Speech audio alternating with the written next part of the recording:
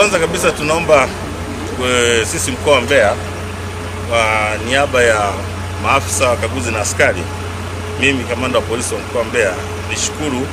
kwa kupewa vitendea kazi kutoka Jeshi la Polisi Tanzania kupitia kwa afande mkuu wa jeshi, afande IGP Wambura. Lakini kwa namna ya pekee tumshukuru Mheshimiwa Rais,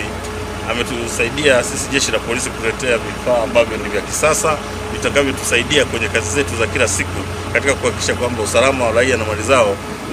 unaimarishwa. Kwa hivyo vifaa jinsi ambavyo mnaviona ni vipya,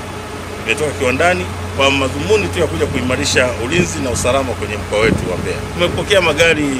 4 ambayo yametolewa na afande mkuu wa jeshi kwa mkoa wa Mbeya, na tutaendelea kuyatumia kama ambavyo yamekusudiwa kuletwa katika mkoa wetu wa Mbeya kwa shughuli ambazo zimepangwa. Askari waliokwenda kuyachukua wamepata mafunzo ya hali ya juu sana, kwa hiyo ni weledi katika kuyatumia, na tunaamini tutayatumia katika kazi za polisi na tutayatunza kwa ajili ya kuhakikisha kwamba yanatusaidia kwa muda mrefu sana katika shughuli zetu za Jeshi la Polisi.